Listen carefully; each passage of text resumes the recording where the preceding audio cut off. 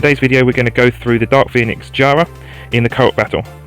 So before we get into the actual battle itself, let's go through each of her moves so we all know what we are dealing with. So moving on to the first one, we got Immortal. When the HP is all consumed, removes all harmful effects granted on self and turns into an egg, removing harmful effects from the enemy and recovering the HP and mana. Whenever Jaara hatches from an egg, the attack power and HP increases according to the damage taken. We've got Underlining Power. Your attack power increases as you take more damage. You will be immune to inability effects such as Oblivion, Mana Cost Up, Beneficial Effect Block, and Silence. We got one of her first attacks called Dark Flame. This grants attack up 2 on self and attacks all allies in front of you to inflict damage. Afterwards it grants Dark Flames. And Dark Flames is a harmful effect similar to Perna's, but you receive up to 5% of your max HP damage regularly until the duration ends. If you die or the effect is removed, it will be transferred to a monster of another summoner. The effect will be transferred to the target without Dark Flame effect first, and the number of transfers increase according to the damage taken by Jaara. The effect ignores damage, resistance, and immunity. So now we have a Tempest event. This grants defense down 2 on the frontline enemies in front of you and inflicts damage. The damage increases as there are fewer targets, and if the enemy gets defeated, all attacks all enemies in front of you once again. Dark Divinity. Removes harmful effects granted on yourself and all beneficial effects granted on all enemies and attacks all enemies in front of you. The target grants Dark Flame, takes great damage, afterwards creates Dark Veil and grants Ancient Armor 3 on all minions. So, Ancient Armor is received damage only when the enemy's attack level is greater than the Ancient Armor level. Mystic Explosion. If you are granted with Dark Veil, Mystic Explosion skill will be activated, inflicting damage that ignores invincibility to all enemies, granting unrecoverable and removing all harmful effects on self. The last one, Immortal. When the HP is all consumed, remove all harmful effects granted on yourself and turns into an egg, removing harmful effects from the enemy and recovering the HP and mana. Whenever Jaara hatches from an egg, the attack power and HP increases according to damage taken. Now, I assume they put that one there and that one there because both of those are for the tiny birds, not for the big main bird. And we also have the effect up here of Blessed by Wind, which grants mana cost down 2 on all wind allies whenever an ally monster gets defeated. So bear in mind that's that. So let's move on to gameplay and actually have the strategy of how this works.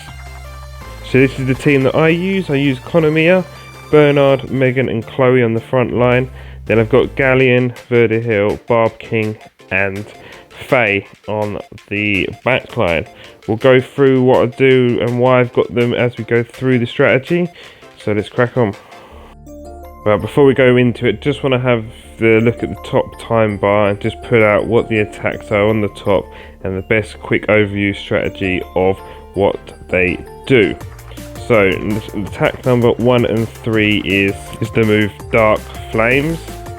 Then you've got moves 2 and 4, Tempest Event, and then move 5 is Dark Divinity, and the move at the end is the Mythic Explosion. So let's move on and then I'll point out what's best people to use at the right stages. Okay, so start off with Verdihill. He does binding, and I've got him on a violent route so I can keep binding people. I'll mainly bring him because I've got Faye, so she does extra damage. So just on the first move of Flames, you can see we've all got the Dark Flames.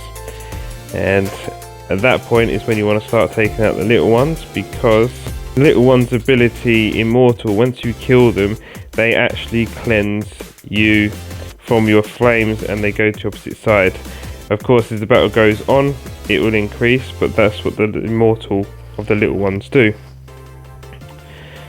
So moving on, getting speed up. We have teammates healing up, so we're going to have another Dark Flames coming now. So just getting our attack up. So now it's just done that, so it's done Dark Flames.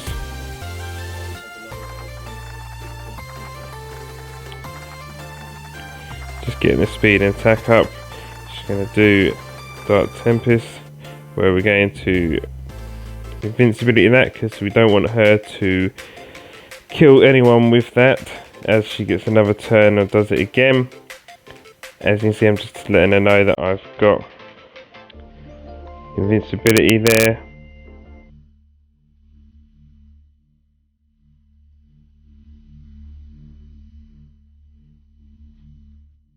And what you want to do, you want to wait for her to use it, and just as she flies in the air to cast it, So if you do it too soon, she'll actually negate and debuff you. So your invincibility will not work. She takes it away from you. So now she's in, as you can see, ancient armor. So you need to make sure that you have attack 3, which is why Megan and Galleon on the team are there, because they can quickly get your attack up. And then as you can see, you've got to take the 2 little ones out before you can attack the main boss. See, he has a very powerful Rakan. He's done that. There you go. Now the main one's back in the egg, and this is where you can get all the damage you can. This is why I bought Verdi Health with Blood Ring. Not only that, he's on Purple Stone, so you get a mana back. So just keeping your mana pool alive.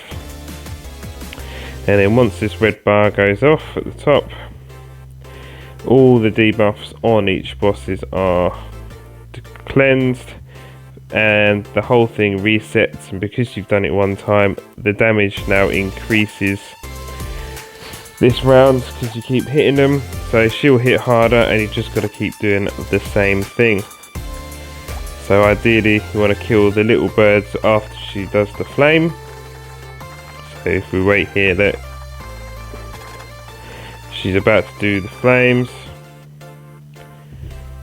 We were a little bit too early on this time, but that's the idea. You do flames, you kill the little ones, and then you use Chloe for the Tempest move, and then you again wait for Dark Flames, kill the little ones.